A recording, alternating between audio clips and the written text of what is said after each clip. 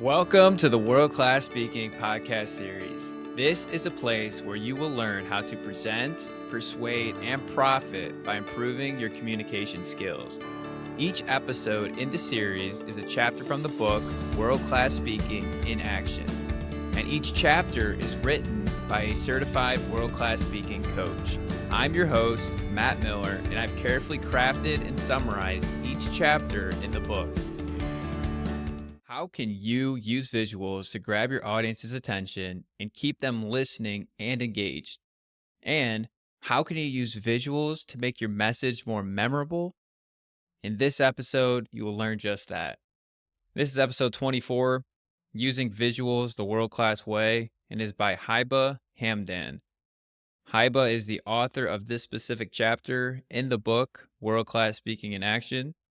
And Haiba is a certified world class speaking coach, as well as a consultant, coach, and presentation craft expert. Now, your presentation is intended to create a transformational experience that leaves your audience excited, fired up, and inspired.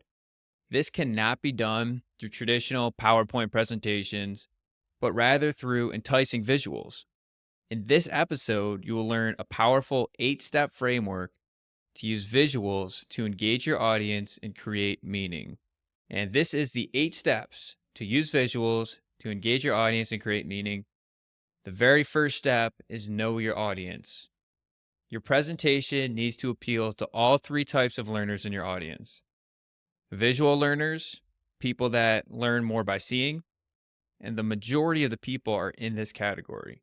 But not only do you have to apply to visual learners, you have to apply to audio learners, and they learn by listening. And then the third group are people that learn through kinesthetics, or they learn by feeling and touching. But you have to know who your audience is. You need to know their demographics, their age, income, location, education, gender, those types of things. You also need to know their psychographics, their values, beliefs, interests, attitudes, goals, ambitions. Once you know your audience, then you can start tailoring your speech to this specific crowd. That's step number 1. Before anything else, you need to know your audience. Once you know your audience, you can move on to step 2, which is planning in pen and paper. Before you create your visual, plan in pen and paper first, and that is step 2. And then step 3 is sketch out your compelling story. When you're thinking of a visual to use, it's always good to anchor that visual in a story. And this will help dictate what your visual will actually be. Then once you've sketched out your compelling story, the 4th step is actually preparing your captivating visuals. And there's 4 examples of visuals that I'm going to speak to that are mentioned in this chapter of the book. And the first visual is a prop. And it's a great attention grabber at the intro, or whenever you're making a point, you could use a prop, or even the conclusion, you can make a prop. Some examples of props that you could use. For me, I gave a speech at Toastmasters. And Toastmasters is an association where you go and there's probably 15 or 20 people, and there's prepared speeches in front of a live audience, and they'll give you feedback on how you did. One of my speeches was running my first marathon. And when I did that, I brought a couple props to showcase me actually running the marathon. So I brought the medal that I won, the shirt that I wore, or the shirt that I received from winning the marathon. But also in the story, I described an injury that I had while preparing for the marathon. And it was while I was playing basketball. So I actually brought a basketball and then showed how I injured my foot while playing basketball. Another speaker at Toastmasters shared a speech of her traveling across the world, and she had these canvases of pictures from different countries that she visited. And I thought that was a very powerful prop. And then there's another Toastmaster speech where I got to view the speaker, and he was talking about his success on the golf team, and he brought a golf club. Thought that was a really good prop. Anything that directly aligns and correlates with your speech. But that's an example of a visual that would be good to use in your speech. The second type of visual is to prepare slides. a PowerPoint presentation. They have to be crafted correctly, or it's going to bore your audience and they're not going to resonate with the message. So, a few tips when preparing slides is number one, when you have text, it has to be short, it has to be concise, only a few words, and think of Twitter like headlines. Another thing to ask yourself, does it pass the billboard test? When you're driving on the highway and you look up and you see a billboard, you have like 2 or 3 seconds to read it and understand it. For text, you want to think of the same way. Can the audience grasp it in 2 to 3 seconds? Next is colors. Know what your brand is. And if you can have colors that support your brand, that would be best. And then also think about what are the colors that your audience would want to see. Is a certain type of people that would gravitate towards a certain color? If so, include that color. Then third is images. The image must move your message forward with purpose. And an image could be a picture. Make sure it's big enough for the audience to see, and make sure that that picture directly correlates with the speech. Fourth is data. Don't throw out numbers, statistics. Make it an easy to read chart, like a pie chart would be a good recommendation. Or if you just have like a simple bar graph, something that the audience can easily understand, that would be a good thing to throw in a presentation.